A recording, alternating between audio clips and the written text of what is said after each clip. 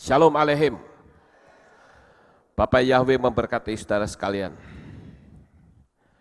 Malam ini kita akan bersama-sama belajar firman Tuhan. Mari kita akan buka kitab suci kita, saudara-saudara.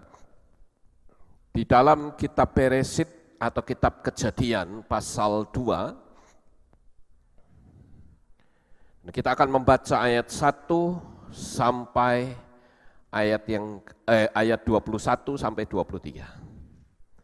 Kitab Beresit atau Kejadian pasal 2 ayat 21 sampai 23. Saya tunggu sampai Bapak Ibu Saudara menemukan ayat ini. Saya rasa untuk menemukan ayat ini tidak susah karena ini ada di kitab pertama, kitab Torah. Baik, saya akan bacakan untuk saudara, beginilah bunyinya. Maka Yahweh Elohim membuat manusia itu tidur nyenyak. Dan ketika dia tidur, dia mengambil satu dari rusuk-rusuknya, lalu menutup tempat itu dengan daging. Dan Yahweh Elohim membentuk rusuk yang diambilnya dari manusia itu menjadi seorang wanita dan membawanya kepada manusia. Lalu berkatalah manusia itu, inilah dia, tulang dari tulangku dan daging dari dagingku. Ia akan disebut wanita karena dia diambil dari pria. Sampai di sini pembacaan kita, Bapak Ibu Saudara.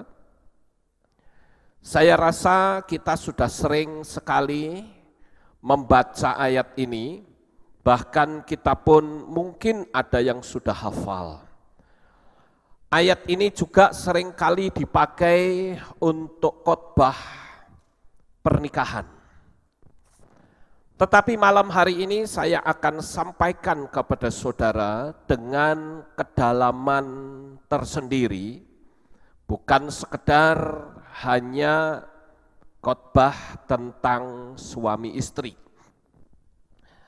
Nah, kita akan mulai mempelajari hal ini, saudara-saudara, bahwa di sana dikatakan Bapak Yahweh itu menjadikan Adam. Tetapi Adam pada waktu itu belum punya teman, sehingga Bapak Yahweh memberikan Hawa. Dan dia mengambil salah satu dari tulang rusuknya Adam. Apa maksudnya ini, saudara-saudara? Kita lihat kata Ibrani untuk rusuk itu adalah Hatzelah. Nah, di dalam bahasa Aram, kata ini juga dipakai untuk menggambarkan sesuatu yang melingkupi, mengelilingi, menyelimuti. Baik bahasa Ibrani maupun bahasa Aramaik ternyata memiliki arti yang sama, yaitu melingkupi, mengelilingi, dan menyelimuti.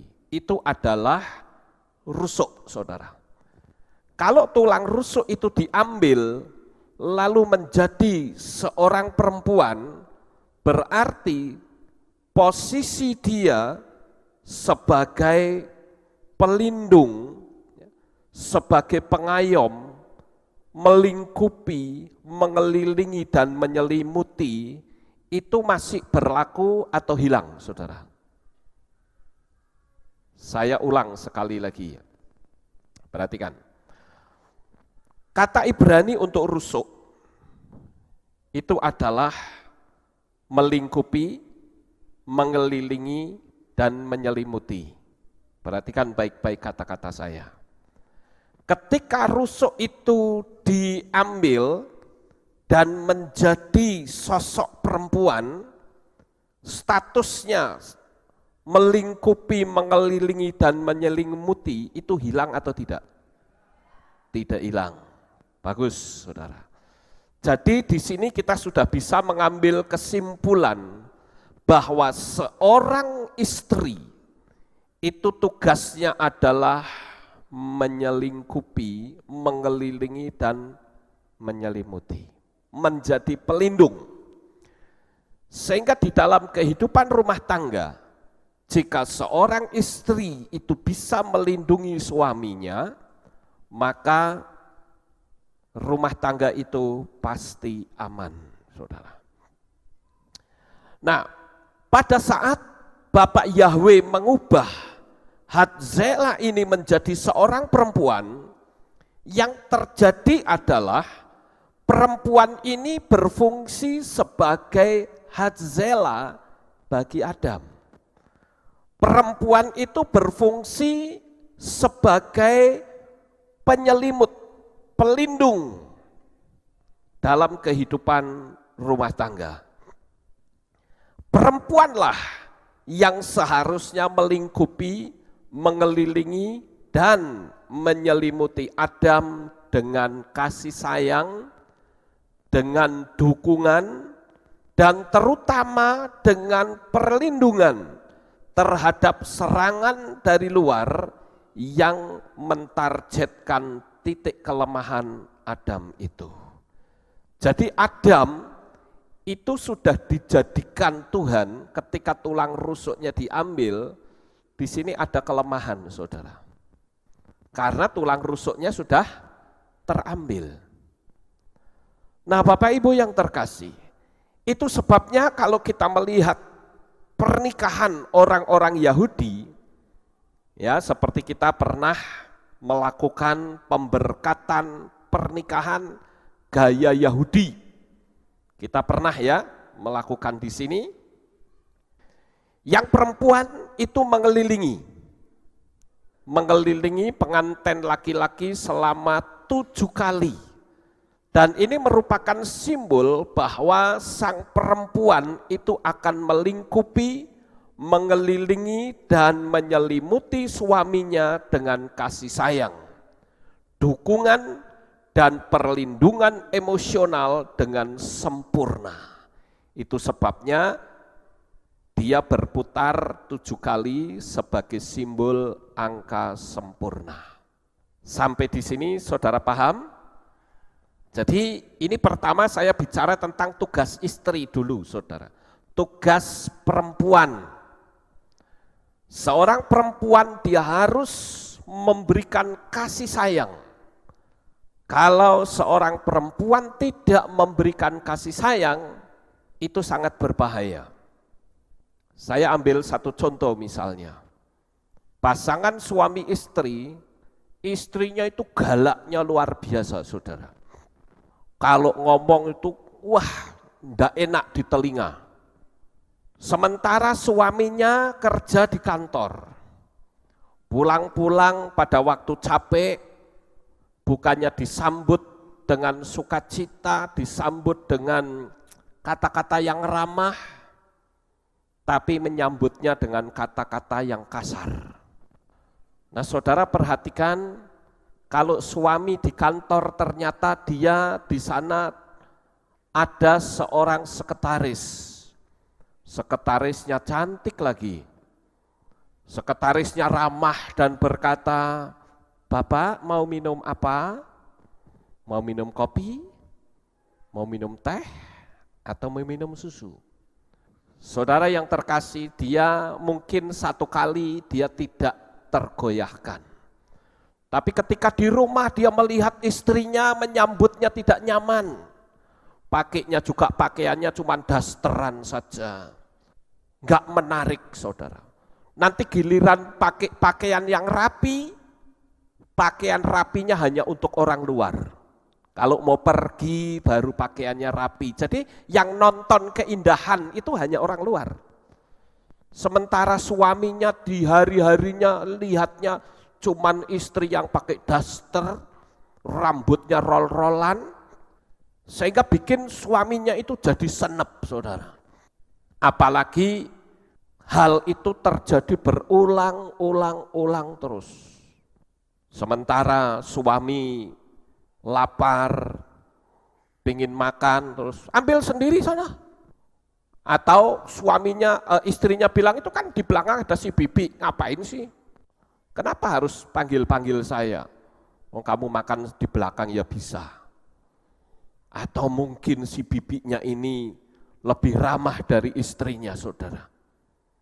Kira-kira hati suami itu tergoda atau tidak? Tidak. Oh, bisa tergoda. Kalau bilang tidak tergoda munafik, saudara. Ya, pasti tergoda. Apalagi kalau hari-harinya itu yang dilihat pemandangannya sudah istrinya gembrot, gemuk, omongannya enggak enak, waduh, wajahnya keibuan, tenaganya kebapaan, saudara. Nah kalau seperti itu terus yang dilihat tiap hari, waduh, mana tahan, saudara. Sementara bibiknya ramah, ya masih muda lagi, cantik lagi. Kok pada ketawa kenapa sih? Apa pernah ngalami kali ya? Ya saudara, kalau seperti itu, maka hati pria itu bisa tergoda. Karena di situ ada kelemahan, sudah diambil tulangnya. Nah Bapak Ibu saudaraku yang terkasih, hukum alam dan hukum roh yang berlaku di sini adalah bahwa unity atau satu kesatuan yang sempurna antara pasangan suami istri itu terjadi ketika sang suami menyerahkan rahasia titik kelemahannya ke dalam tangan istrinya. Suami itu punya banyak kelemahan, saudara. Dia bisa lemah dalam soal perempuan, dia bisa lemah dalam soal keuangan, dia bisa lemah dalam soal hobi, dia bisa lemah dalam banyak sudut. Makanya kalau ada yang mengatakan bahwa seorang laki-laki itu lebih kuat dari perempuan, saya bilang salah. Justru perempuan jauh lebih kuat dari laki-laki. Coba saja kita ambil contoh secara umum. Kalau ada sepasang suami istri, ini umum ya saudara-saudara, kalau istrinya mati, suaminya kawin lagi enggak? Kawin lagi. Tapi coba saudara perhatikan, kalau suaminya mati, kebanyakan jarang istri itu kawin lagi. Pancen. Ya. Kenapa sih kok kayak begitu? Ah, kenapa?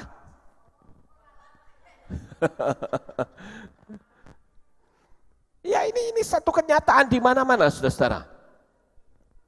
Karena ternyata pria itu kalah kalau ada suara-suara lembut, suara-suara yang menyanjung, itu kebanyakan pria kalah. Nah kalau kita lihat di sini, seorang suami itu harus bisa memahami bahwa dirinya itu ada kelemahan. Dan dia harus memberikan kepercayaan sampai pada level ini, maka antara mereka, ya karena kita tahu bahwa tiap manusia itu pasti punya kelemahan sendiri-sendiri, saudara-saudara. Kalau mereka tidak saling percaya, maka tidak akan ada unity, tidak akan ada satu kesatuan yang sempurna. Namun demikian, apabila suaminya memilih istri yang salah, itu sama saja mempercayakan titik kelemahan kepada perempuan yang tidak tepat, maka akan menjadi malapetaka bagi dirinya sendiri. Saya ambil satu contoh adalah Simpson, saudara.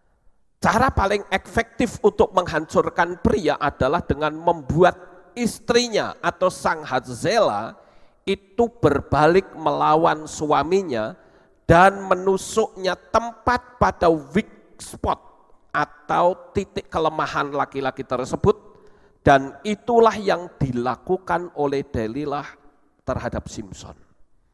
Simson itu orang yang diurapi, saudara setuju? Dia orang yang diurapi, saudara. Tetapi kembali lagi, manusia tetap manusia. Dia diurapi, tetapi Simson ini dia punya kelemahan, yaitu jatuh pada wanita. Sebelum dengan Delilah, dia dengan perempuan lain. Kalau tidak salah dengan wanita Timna. Jadi kalau kita perhatikan di sini ada banyak sekali kerancuan dalam satu kehidupan berumah tangga apabila si istri ini tidak tepat atau tidak bisa menjaga suami. Tugas seorang istri itu harus memberikan kasih sayang. Bahasanya pun harus santun. Bahasanya pun harus lemah lembut. Ada enggak di sini kira-kira istri yang kalau ngomong kasarnya minta ampun? Ada? Ada enggak? Oh banyak. Lah kok medeni? Ya kalau ada ya berubah. Yang malam ini datang. Amin. Harus menggunakan bahasa yang santun. Amin. Jadi jangan sampai nanti kita melihat ya, kedalaman seorang pria itu juga luar biasa. Sekarang kita baru melihat kedalaman seorang perempuan atau Hadzela tadi, saudara. Nah kalau kita melihat tadi di ayat yang ke-23, ya saya baca ulang. Di ayat yang ke-23, lalu berkatalah manusia itu, inilah dia, tulang dari tulangku dan daging dari dagingku. Ia akan disebut wanita karena dia diambil dari pria. Kalau saya perhatikan ucapan si Adam ini, dia masih ada timbul unsur kebanggaan terhadap istrinya. Wah ini dia. Istri saya yang hebat, dia bangga, saudara. Tetapi ketika dosa itu merambah masuk, unsur kebanggaan terhadap istri sudah tidak ada lagi. Yang ada hanyalah tuduhan, mencela, kata-katanya enggak nyaman. Karena apa? Karena bisa saja itu ulah dari istri. Ini para istri mungkin berkata, nah lo rasain lo, kena lo firman Tuhan malam ini. Tapi nanti tunggu, untuk pria ada urusannya sendiri. Ya. Jadi di sini Tuhan mengajarkan kepada kita bahwa si istri itu harus menjadi pelindung. Di dalam kitab Beresi 2:23 di Kitab Suci Orthodox Jewish Bible yang mencampur antara bahasa Ibrani dan bahasa Inggris, hubungan sebab akibat itu menjadi jelas, saudara. Di dalam bahasa Inggris dikatakan, she shall be called Ishah. Perhatikan kata Ishah. Ishah itu adalah perempuan. Ya. Because she was taken out of Is. Jadi kelihatan di sini ya. Isyah itu dari Is ya. Jadi kata Isyah atau perempuan itu secara harafiah berarti berasal dari sesuatu yang disebut Is.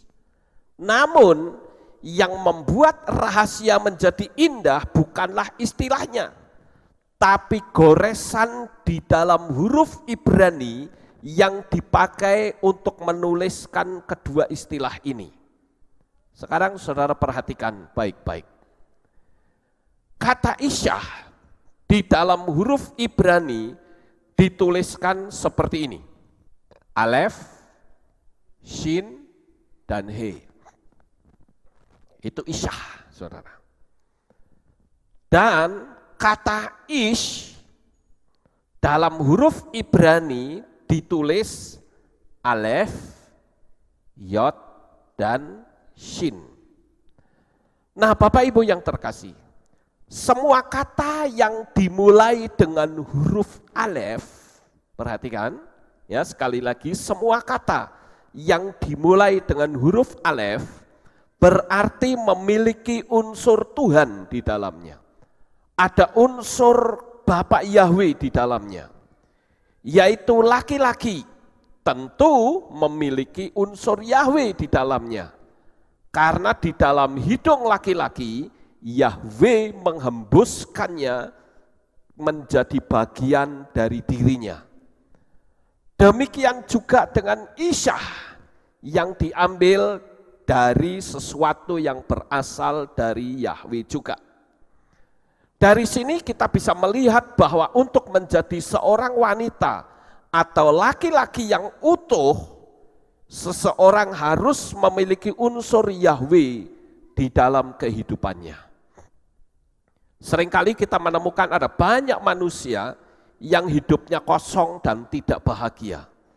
Lalu kekosongan itu mereka isi dengan segala macam, seperti main perempuan, mabok-mabokan, seksual, main judi, dan lain-lain, saudara. Nah, itu sebabnya selama kekosongan tersebut tidak diisi dengan unsur Alef atau unsur Yahweh, mereka tidak akan pernah menjadi isyah atau perempuan yang sejati. Dan ish atau laki-laki yang seutuhnya, atau is laki-lakilah yang seutuhnya. Jadi begini saudara, kalau saudara sekarang ini belum menikah, mau menikah misalnya, maka saudara jangan asal melihat cantiknya, tidak. Yang perempuan juga tidak boleh melihat, wah ini pria ini maco, ya badannya penuh tato, hebat ini. Kalau modelnya kayak begitu, celaka kita saudara. Seharusnya saudara harus mengamati apakah perempuan ini layak menjadi seorang istri, ibu dari anak-anak kita. Itu harus dipikir saudara. Apakah pria yang nampaknya maco ini, apakah dia memang bisa menjadi ayah dari anak-anakku? Kebanyakan anak-anak muda sekarang itu enggak pernah mikir panjang. Beberapa waktu yang lalu ada seseorang yang SMS sama saya bertanya begini. Dia bilang, Pak Lukas, teman saya ini perempuan punya pacar orang yang tidak seiman. Menurut Pak Lukas dilanjut atau tidak? Ya saya katakan menurut Rabi Saul itu tidak boleh. Karena di sana dikatakan janganlah engkau menjadi pasangan yang tidak seimbang. Tidak seimbang yang dimaksud di situ bukan berat badannya, saudara.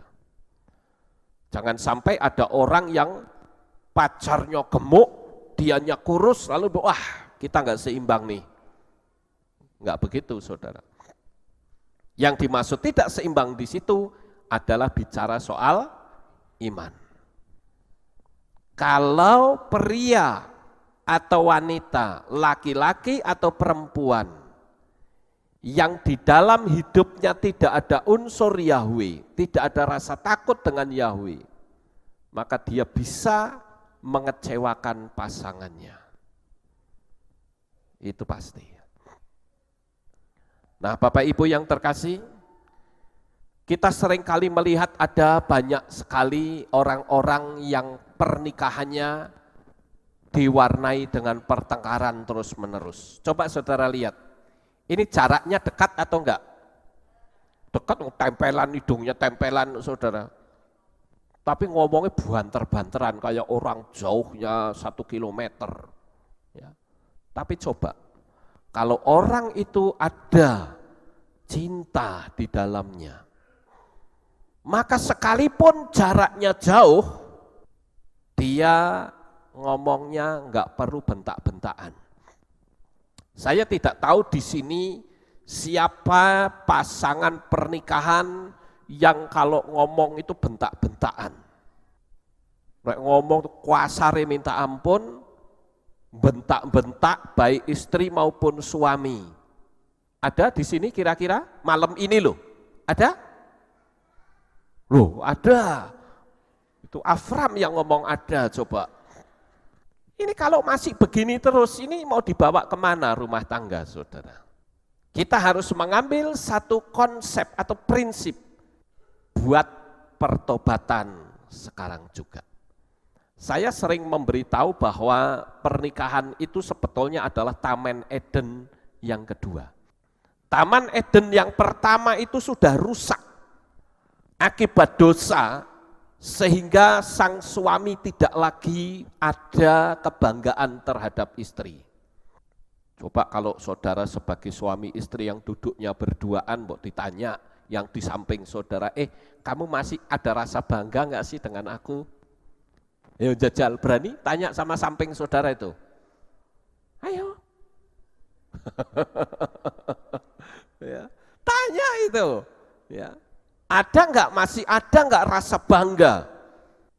Suami atau istri kalau kebanggaan terhadap mereka masing-masing sudah tidak ada, itu tanda ada dosa perusak yang masuk di dalamnya. Hati-hati saudara. Kalau Taman Eden pertama rusak, manusia diusir keluar akibat dosa itu, sehingga rumah tangga mereka rusak. Dan itu berakibat fatal sampai terjadi pembunuhan. Anaknya membunuh, saudara. Kain dan Habil kan membunuh kan? Kain membunuh Habil. Itu dosa itu terus semakin berkembang kalau tidak segera diselesaikan. Minimal dua-duanya harus berlutut di hadapan Tuhan. Lalu bikin sebuah pernyataan komitmen, ambil sikap untuk kembali masuk ke Taman Eden yang bersih.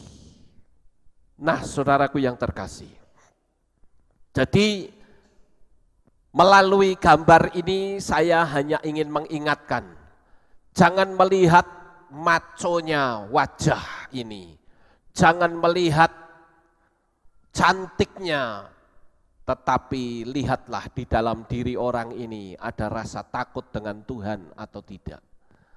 Kalau tidak ada rasa takut akan Tuhan, yang terjadi laki perempuan seperti ini, saudara.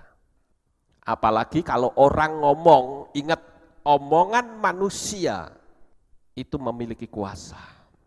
Aku nyesel kawin sama kamu. Sekali kita ngomong begitu, kita cerai, dikejar terus loh saudara. Sama kekuatan setan, kejar terus sampai kapanpun. Cari terus peluang-peluangnya. Itu harus dipatahkan, tuh roh kutuk masuk di dalamnya. Karena kalau kita melihat dalam kitab suci ya, ketika laki-laki bersatu dengan istrinya, mereka menjadi satu daging.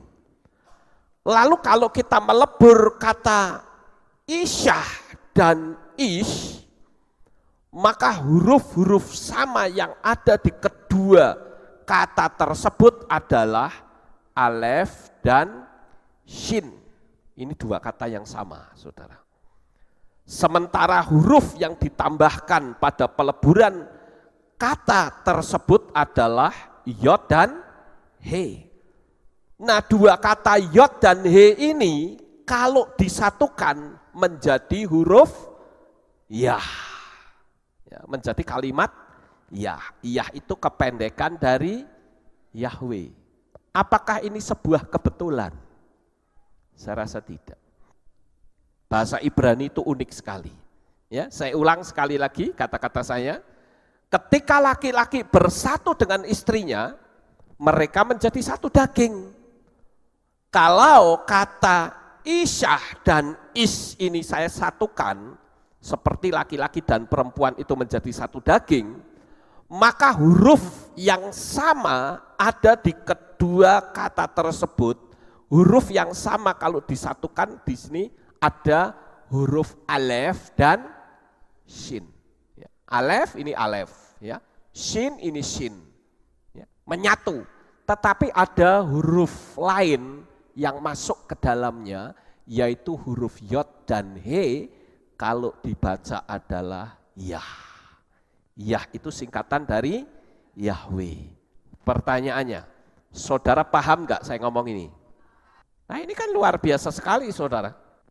Saya yakin ini bukan sesuatu yang kebetulan, tetapi ada sesuatu yang dahsyat, di mana suami istri, jikalau masing-masing ada rasa takut kepada Yahweh, maka kehidupannya pasti akan sangat menyenangkan.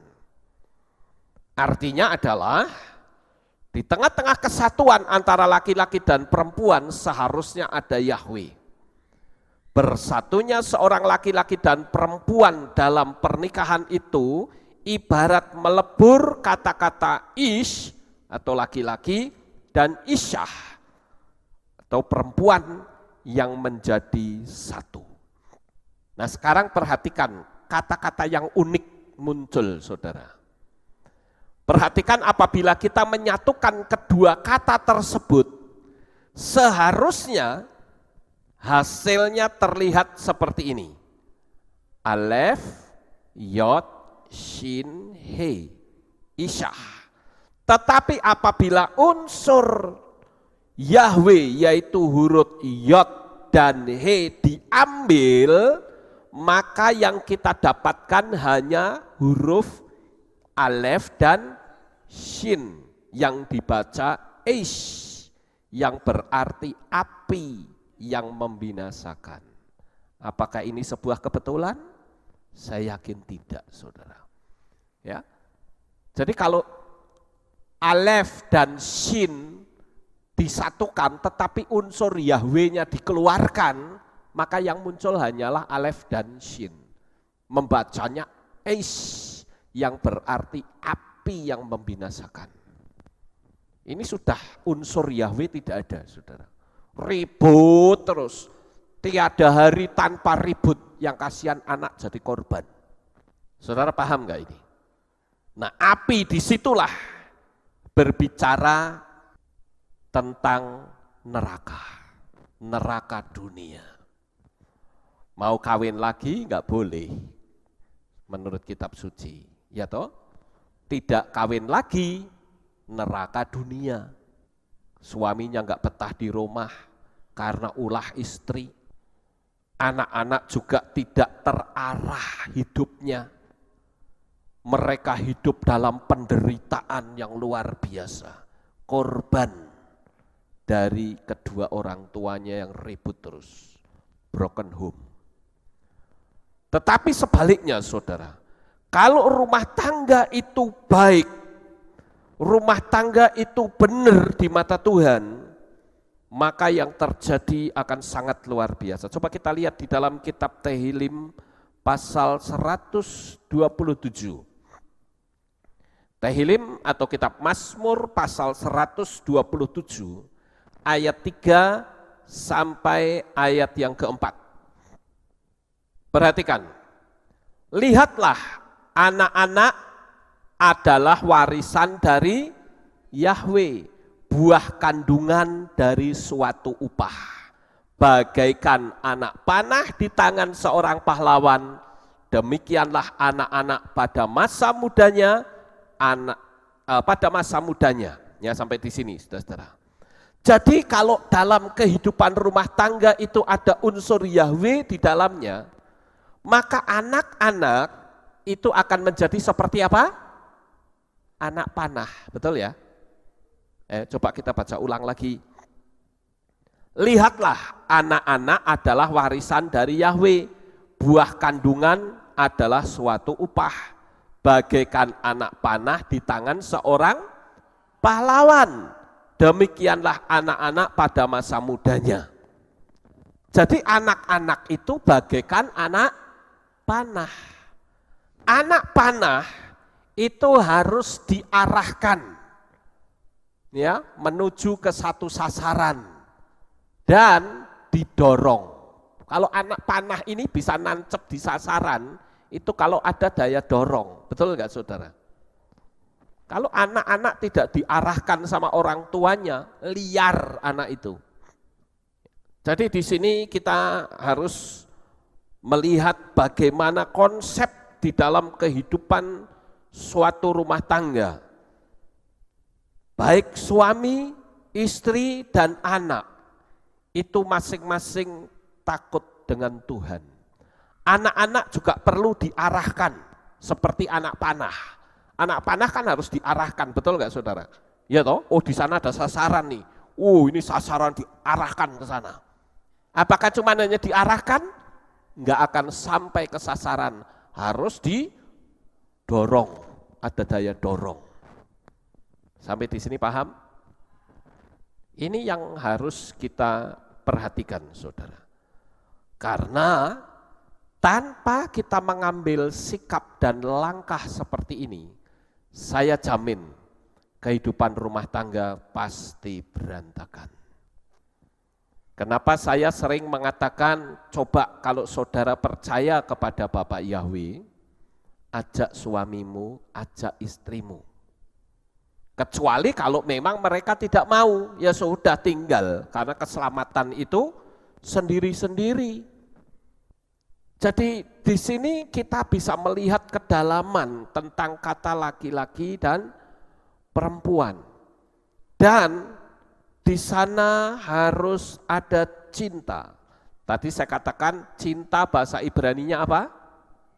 Ohev. Nah ini, Ohev ya. Ohev itu Alef, He, dan Bet. Itu Ohev.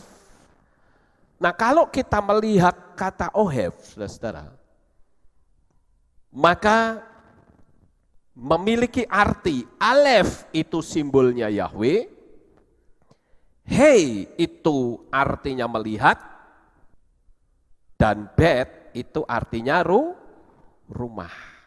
Jadi adanya cinta itu ibarat seperti Yahweh melihat rumah tangga saudara. Enak gak kira-kira?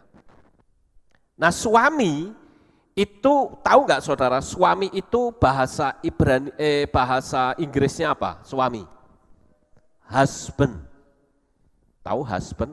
Husband itu sebetulnya gabungan dari dua kata, house dan band. House itu artinya rumah, band itu artinya tali pengikat.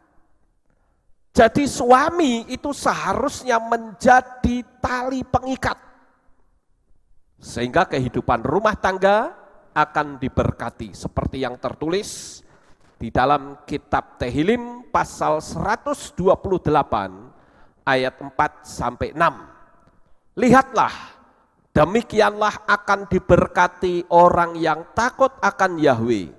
Yahweh akan memberkati engkau dari Sion dan engkau akan melihat kebaikan Yerusalem sepanjang hidupmu. Dan engkau akan melihat anak cucumu, damai sejahtera atas Israel. Kata suami itu dalam bahasa Ibraninya adalah Baal. Baal itu ada tiga kata, Bet, Ayin, dan Lamet. Bet itu rumah, Ayin itu mata, Lamet itu adalah tongkat gembala. Jadi kata Baal atau suami itu sebetulnya adalah dalam satu kehidupan rumah tangga, suamilah sebagai mata yang menggembalakan rumah tangga tersebut. Lamed adalah huruf tertinggi. Dan lamed itu adalah jantung dari huruf Ibrani. Karena dia letaknya di tengah-tengah atau huruf yang ke-12. Jantung itu adalah pusat kehidupan dan pusat kasih. Jadi seorang suami itu harus mengasihi istri. Makanya janji pernikahan itu suami harus mengasihi istri. Suami juga tidak boleh mengeluarkan kata-kata yang kasar. Karena ini adalah merupakan tujuan dari Tuhan, saudara-saudara. Dan berikutnya kalau kita melihat bahwa laki-laki dan perempuan itu diciptakan untuk suatu relationship. Suami istri itu harus memiliki nilai 100. Istrinya 100, suaminya 100. Tidak boleh 50-50. Kalau 50-50, maka masing-masing berusaha untuk memenuhi dirinya sendiri, sehingga akan mengambil milik pasangannya. Yang ada adalah keegoisan untuk menutup angka 100 tadi. Sampai di sini paham, saudara? Jadi suami istri harus memiliki nilai 100. Kalau nilainya 50-50, manusia itu cenderung untuk terus meningkatkan hingga mencapai 100. 100 itu puncak kepuasan. Maka dia akan mengerongrong yang 50 untuk memenuhi ini. Yang ini juga 50, dia akan rongrong yang ini. Akibatnya apa? Benturan terus. Jadi secara hukum supranatural, jika suami istri sering mengalami benturan, berarti keduanya belum mencapai titik klimaks 100. Tapi kalau masing-masing memiliki titik klimaks yang 100, maka yang ada di dalam dirinya adalah membagi. Yang 50 dikasih bagian supaya bisa meningkat nilainya. Kalau ini bicara masalah angka nilai tentang kasih. Jadi saya katakan bahwa yang namanya kehidupan rumah tangga itu dibilang gampang ya gampang, dibilang sulit ya sulit. Nah, sifat-sifat wanita itu harus ditonjolkan. Malam ini saya akan coba untuk membuka sesuatu bagaimana caranya supaya wanita itu bisa menarik pria. Asal jangan diselewengkan, saudara. Ya. Sifat wanita yang menarik itu apa sih yang bikin suami itu nyaman? Yang pertama adalah kalau diajak ngobrol itu nyambung. Nah ini penting, saudara. Kadangkala suami istri ngobrol nggak nyambung, makanya saya menganjurkan kalau bisa suami istri itu harus punya pendidikan yang sama minimal. Atau setidak-tidaknya seorang yang pendidikannya lebih rendah itu mau belajar. Sehingga kalau bicara itu nyambung, saudara. Kalau tidak belajar ya enggak nyambung. Saya ini gembala yang tujuannya cuman hanya rohani. Kalau saya hanya belajarnya rohani saja, nanti kalau diajak ngomong sama orang yang di luar sana yang tidak bicara rohani, saya enggak bisa nyambung. Saudara.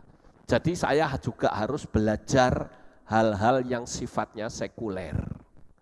Jadi sifat wanita, sifat seorang perempuan yang disukai pria itu adalah yang pertama kalau diajak ngobrol itu nyambung. Dan yang kedua, seorang perempuan yang menarik itu adalah yang tidak gampang tersinggung dan punya selera humor yang tinggi. Coba kalau saudara ngobrol, tapi pasangan saudara itu nggak nyambung dan omongannya nggak nyaman, saudara, gampang tersinggung. Apa-apa sedikit tersinggung. Nanti kalau sudah tersinggung, omongannya kayak metraliur. Ya, bagaimana suami bisa betah di rumah kalau begitu? Jadi harus punya selera humor yang tinggi dan jangan gampang tersinggung. Sekalipun tersinggung, tahan dulu, tunggu waktu yang tepat. Baru dia ngomong, "Pah, kayaknya omongan papa kemarin nggak tepat deh." Kalau sudah suasana nyaman. Lu kok tepatnya gimana? Kok langsung manteng suaminya, saudara. Nah, istrinya baru ngasih tahu, ya harusnya begini, harusnya begini. Ya. Kalau nggak seperti itu, repot, saudara. Yang ketiga, seorang wanita yang menarik adalah dia seorang yang sederhana dan tidak royal atau boros. Ada nggak seorang istri yang senangi shopping gitu? Ada? Shopping, kemana-mana shopping, saudara. Yang dibeli apa juga nggak tahu, pokoknya shopping aja. Nanti kalau sudah masuk mall, wah apa saja dibeli. Ya. Nah ini istri yang boros namanya. Nah kalau istrinya boros kayak begini, suaminya kerja, wah jadi kerja bakti akhirnya. Tidak bisa menabung untuk anak-anaknya. Dan itu cukup berbahaya, saudara-saudara. Ya. Kemudian yang berikutnya, seorang istri yang baik, yang menarik adalah pintar, tapi enggak sok pinter. Yang sok pinter itu artinya seolah-olah dia tahu segalanya, lalu suaminya didikte.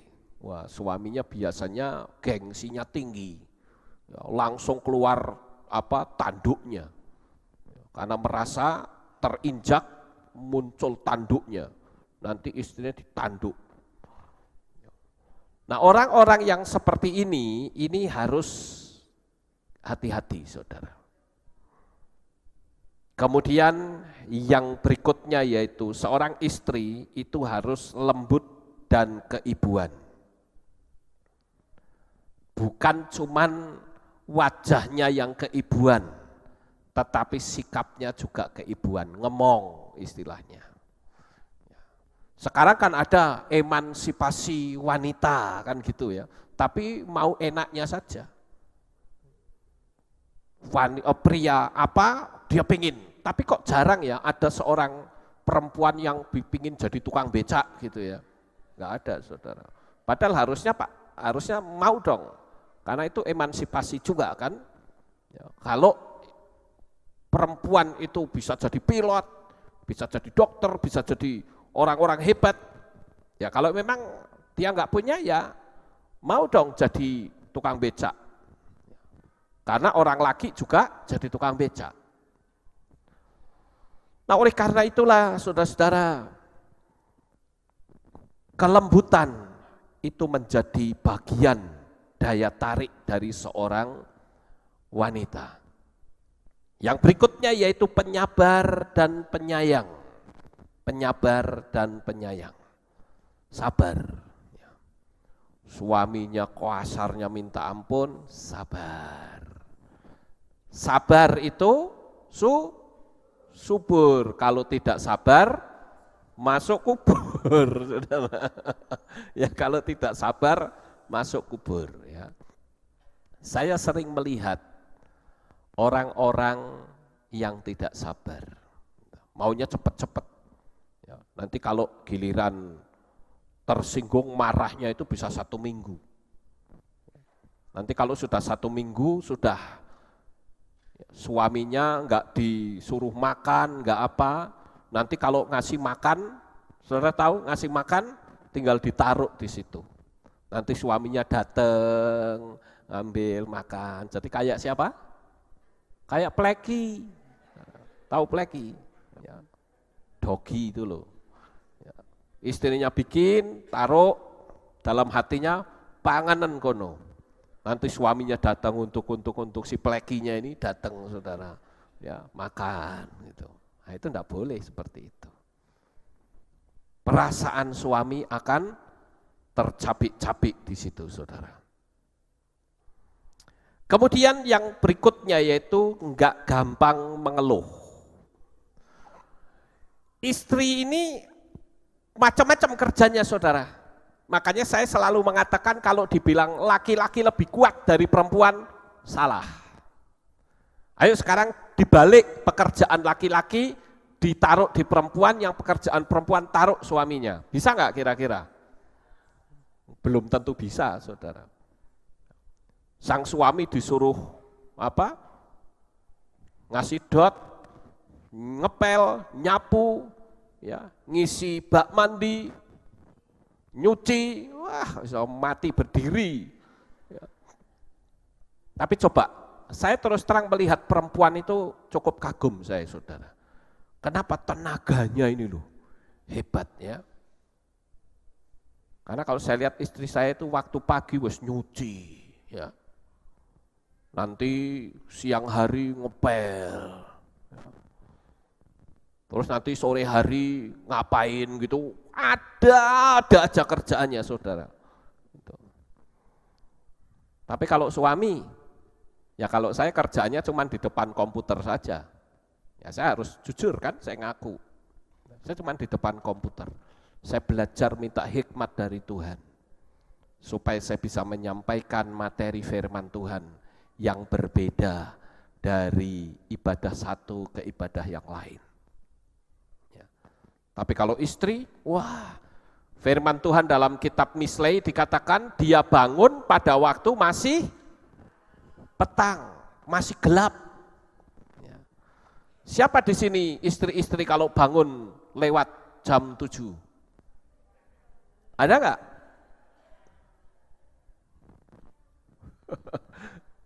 Wati kalau bangun jam berapa? Jam 4, bagus. Ada loh seorang perempuan, istri, kalau bangun itu jam 9 baru bangun. Itu pun mulet-mulet dulu saudara. Nah kalau kayak gini kok dinikahi, wah kaku hati saudara. Bangun harus sewaktu masih gelap, amin. Itu firman Tuhan loh yang ngomong loh. Ya. Nanti suaminya sudah disiapin semua gitu ya, ditotok-totok ke kopi, teh, semua ditotok-totok ke. Itu kan tugas perempuan. Jangan bangunnya siang, nanti giliran suaminya bangun belum ada apa-apa, saudara. Nah itu tidak baik, saudara. Saya pernah waktu yang dulu putarkan video, cukup bagus saudara. Tapi saya rasa saat ini saya tidak putarkan, tetapi mungkin saudara masih ingat seorang suami yang begitu menyayangi istrinya. Sementara istrinya cuma main disko, kumpul sana kumpul sini. Masih ingat gak itu dulu? Ya. Sampai pulang mabok, muntah-muntah, suaminya dikenain muntahan. Tapi sekali waktu suaminya itu mati karena kanker otak, saudara. Di situ istrinya gelone tidak habis-habis. Ya, jadi di sini kita harus tahu akan aturan main. Penyabar dan penyayang, enggak gampang mengeluh. Dan religius. Religius itu artinya memiliki hubungan yang baik dengan Tuhan. Dan yang terakhir, tidak suka nuntut beli ini dan beli itu. Ya. Salah satu kebanggaan saya terhadap istri adalah istri saya itu tidak pernah nuntut beli ini itu, saudara. Jadi minta uang pun tidak. Kadang tak kasih duit gitu, nggak mau. Tapi kalau sekarang mau kali ya. Ya, kalau sekarang mau. Tapi nggak pernah minta. Jadi saya bolak-balik saya mau belikan handphone, nggak mau dia. Tapi kemarin pas ke pameran komputer tak beliin handphone dia. Ya.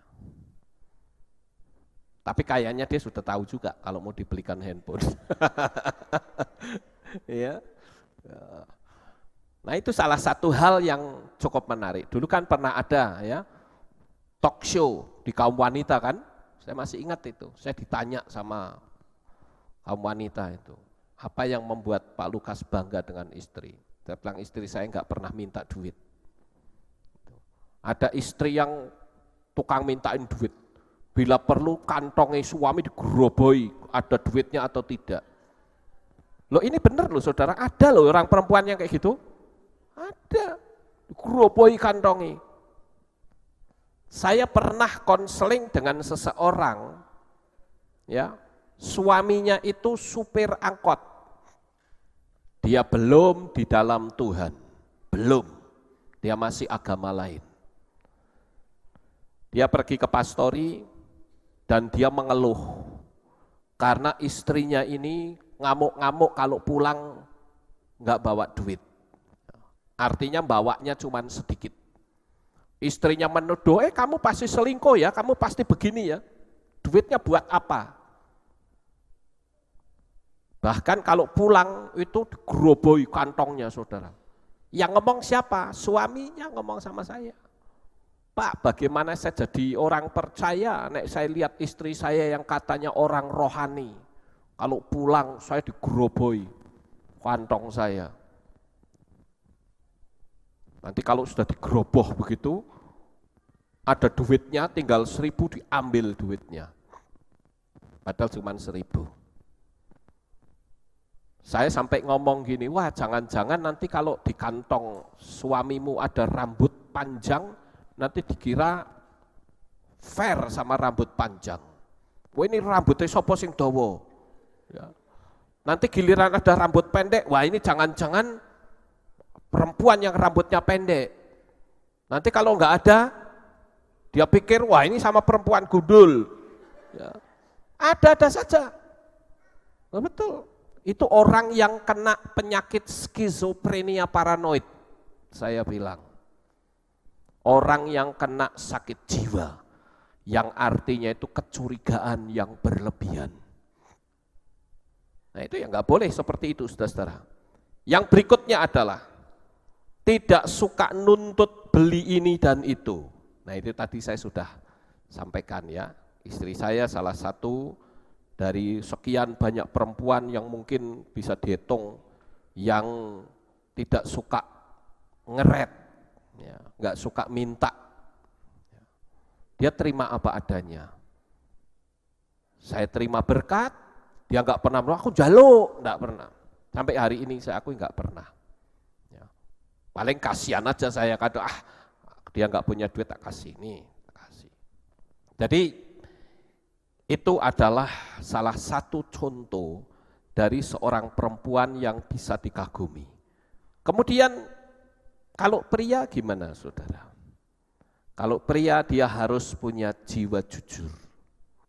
Jujur itu bukan cuman masalah perempuan lain atau masalah keuangan, tidak. Tapi jujur. Jujur itu artinya mau terbuka kalau ada sesuatu. Kemudian yang berikutnya punya jiwa heroik dan melindungi. Kalau istrinya mengalami gangguan, misalnya nangis, itu perlu ditanya, nangis kenapa? Biasanya kalau istri menangis, kalau ditanya jawabnya apa? Enggak apa-apa, enggak apa-apa, wis ngerti nangis loh, ngomong enggak apa-apa. Itu kan membohongi sebetulnya, tapi memang biasanya seperti itu di mana-mana, saudara-saudara. Dan yang ketiga adalah seorang pria yang menarik adalah murah senyum. Wajah boleh sangar, tapi harus murah senyum. Amin. Saya pernah melihat di internet, saudara, Orang laki itu, waduh minta ampun jeleknya kalau saya bilang. Mungkin kalau saya disuruh nilai, nilainya paling dapat nilai 3. Ya, loh iya, tapi istrinya cantiknya luar biasa. Saya pernah tayangkan beberapa waktu yang lalu, sangat banyak. Mungkin kalau orang pria yang ganteng mungkin jadi cemburu kali. Kurang ajar wong lanang kaya ngene kok ya bisa bojone ayu. Tapi itulah sebuah fakta, Saudara. Lalu yang jadi pertanyaan, akan apa sih yang menarik dari pria ini, Saudara? Wajahnya saja cuma 30 nilainya. Kok bisa ya? Saya waktu kemarin nyiapin ini tadi ya, saya mau pasang itu kok lupa. Betulnya saya punya beberapa gambar-gambar, mungkin kalau saudara nonton iri kali saudara. Istrinya itu cantik-cantik. Tapi suaminya, waduh, minta ampun saudara. Jadi kalau begitu, seorang perempuan itu gampang disentuh hatinya. Murah senyum. Jadi kalau suami-suami harus murah senyum, saudara. Harus murah senyum. Asal jangan senyum sendiri. Kalau senyum sendiri urusannya jadi gawat nanti. Mungkin orang bilang, Pak Lukas nggak murah senyum. Ada kan pasti, saya ngerti hati saudara. Ya, saya tahu, saya sudah mendeteksi di sini. Orang bilang, wah Pak Lukas ngomong toh, oh itu orang enggak murah senyum. Oh hati saya, wajah saya tidak senyum, tapi hati saya senyum. Jadi tebakan saudara salah, meleset semua. Dan yang berikutnya adalah jikalau dia salah, mau mengakui kesalahannya. Itu yang penting. Sekarang kita lanjut yang berikutnya saudara. Nah, oleh karena itu kita perlu belajar seperti korek api. Tahu korek api kan begini kan, korek api. Korek api ini ya, satu pohon itu bisa jadi jutaan korek api. Setuju enggak saudara? Satu pohon itu kalau dipotong-potong dijadikan pentol korek api begini, ini bisa jutaan korek api. Tapi satu pentol korek api ini bisa membakar jutaan pohon yang ada. Artinya apa saudara? Artinya adalah jikalau dalam satu kehidupan rumah tangga lidah saudara liar, pikiran saudara liar, maka yang terjadi adalah terbakar. Seperti tadi, dan isyah kalau disatukan unsur yod he-nya diambil, bahaya, pasti terbakar saudara. Ini sudah hukum dari sononya ya. Jadi kita juga melihat bahwa korek api itu punya kepala tapi enggak punya otak. Oleh karena itu setiap ada gesekan kecil langsung terbakar. Gesekan kecil nih suami istri, kesinggung sedikit, wow, kobongan saudara, terbakar. Itu berarti kehidupan rumah tanggamu perlu diperbaiki, dirombak total dengan pola kitab suci. Ingat, rumah tangga itu adalah Taman Eden kedua. Ya, Taman Eden pertama rusak, manusia jadi sengsara dan Yesua harus turun ke dunia ini untuk menyelamatkan manusia yang sengsara akibat Taman Eden pertama.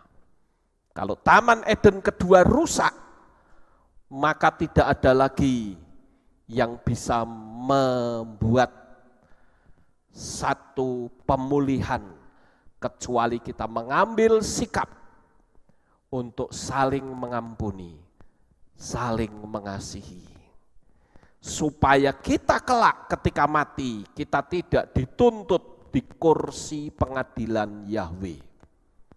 Ini yang harus saudara ketahui ya.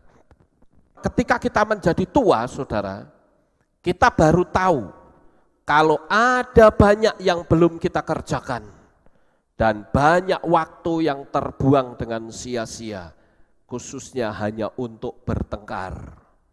Kebahagiaan belum sepenuhnya kita dapatkan. Waktu berjalan saat ini begitu cepat.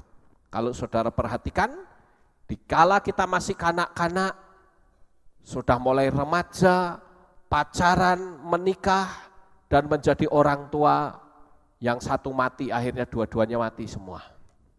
Saya kadangkala kalau naik mobil ke arah utara, saudara-saudara, saya bisa teringat ketika saya melewati sekolah SMP, tempat dulu Michael sekolah di sana. Saya ingat 3 tahun, saya antar jemput, sekarang sudah mahasiswa, sudah selesai, sudah menikah. Cepat banget ya waktunya. Saya ingat ketika Elis masih kecil, tahu-tahu sekarang anaknya sudah mau 2. Waktu cepat sekali. Apa yang harus dan sudah kita lakukan? Di sini kita membuat sebuah pengkoreksian. Kalau kita memang benar di mata Tuhan, kita akan jalani hidup ini dengan baik. Waktunya sudah tidak lama. Beberapa waktu yang lalu saya sempat berpikir saya mau ke Israel. Sekarang malah sudah 2 kali ke Israel. Waktu berjalan dengan cepat tanpa kita terasa. Tahu-tahu sudah seperti ini. Dulu rambut saya masih hitam semua, sekarang sudah mulai banyak putihnya. Dulu tenaga saya masih kuat, masih bisa main badminton. Sekarang sudah tidak boleh main badminton. Jadi waktu berjalan dengan cepat. Sekarang saatnya untuk kita mengambil sebuah keputusan. Apakah aku ditentukan oleh Tuhan sebagai laki-laki dan perempuan, sepasang suami istri, apakah unsur yod dan he itu sudah hilang? Atau hanya sekedar manusia tanpa Tuhan? Malam ini Bapak Ibu Saudara, biarlah melalui materi ini kita berani mengambil sikap gentleman. Kita katakan kepada Tuhan, Tuhan, aku banyak melakukan kesalahan dalam kehidupan rumah tanggaku selama ini. Tetapi aku mau hidup berkenan di hadapan-Mu. Sehingga ketika kelak kami berdua harus terpisah selama-lamanya, kami akan kembali berjumpa di Syamayim yang maha kekal. Sukses besar untuk saudara, Bapak Yahweh memberkati. Haleluya, kita tunduk kepala, kita akan berdoa.